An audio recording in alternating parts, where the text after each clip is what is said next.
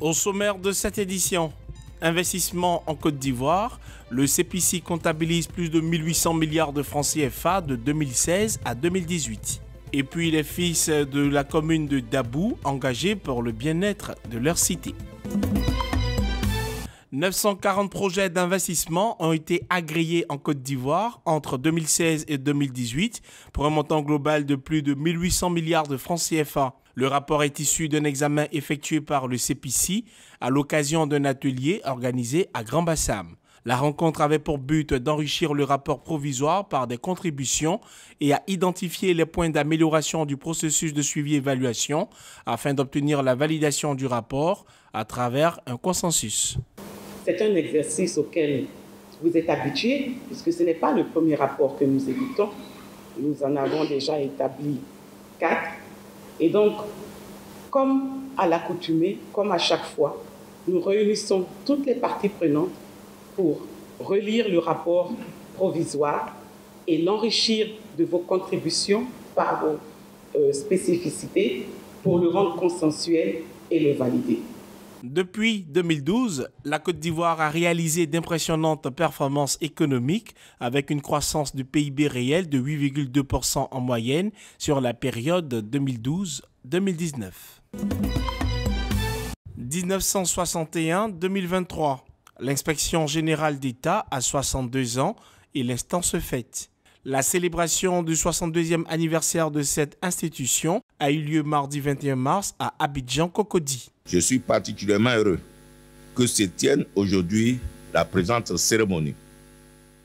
En effet, il s'agit d'un événement important qui pousse ses racines dans le passé, entretenu par les souvenirs riches et féconds de notre institution et qui s'inscrit dans le futur, un futur porteur d'espoir et contenant les armes pour affronter les défis. L'occasion a été saisie par les agents pour mener des réflexions sur l'avenir de leur institution. Des panels et autres échanges ont meublé la rencontre. Selon les responsables de l'inspection générale d'État, ce 62e anniversaire va être mis à profit en se rapprochant de la population. Des panels éclatés et des exposés sont prévus à cet effet à l'université Félix Houphouët-Boigny d'Abidjan et l'INPHB de Yamoussoukro. Les félicitations au Super Ebony 2022 se poursuivent. Raphaël Tano a été reçu par le directeur général de la LONASI, Dramane Coulibaly. Le meilleur journaliste de l'année 2022 a exprimé sa satisfaction d'avoir participé au concours Challenge Social Fondation LONASI en 2015, puis en 2022, dont il est sorti vainqueur. J'aimerais juste dire que le premier prix dans la presse que j'ai eu, c'est la LONASI qui me l'a pris. Avant ce prix-là, je n'avais jamais eu de prix au sein de la presse. Donc c'est pour ça que je l'ai gardé et c'est probablement le prix qui va rester le plus longtemps dans ma valise. On dit merci à cette maison citoyenne. Je pense que je suis vraiment très fier de ce cours. Je suis très fier du lauréat qui, juste avant que je parte à l'Ebony, avait été primé par le terrain social LONASI. Et le prix Ebony, encore Super Ebony, allait confirmer son talent. Que nous, on avait déjà vu, voilà, on avait déjà décelé en lui. Donc, vraiment, félicitations.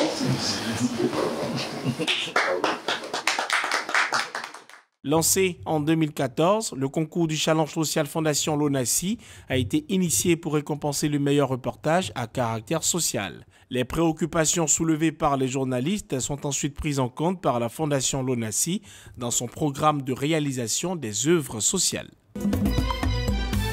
Terrain Terre Rouge de Gonzagueville. L'espace est occupé par la communauté d'An de la commune pour rendre hommage au député maire Emou Aka-Sylvestre. La communauté lui est reconnaissante d'avoir contribué à leur épanouissement en embauchant les leurs au sein des services de la mairie. Absent, le maire s'est fait représenter par ses adjoints. Ces derniers se réjouissent d'une telle marque de reconnaissance qui encourage ainsi la municipalité à travailler davantage pour le bien-être des populations de Port-Bouët. Notre bilan, ce serait peut-être trop prétentieux, je vais être humble.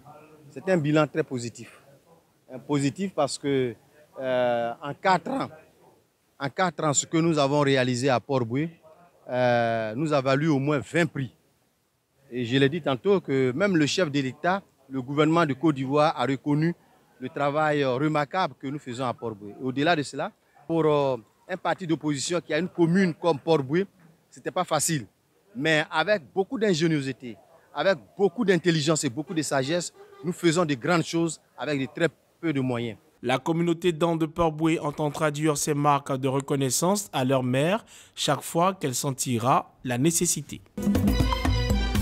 Pour son développement, la ville de Dabou peut compter sur ses enfants. Réunis au sein de l'association Dabou en marche, les fils du Léboutou ont pris cet engagement. Dabou en marche a été créé en 2020, le 20 juin 2020.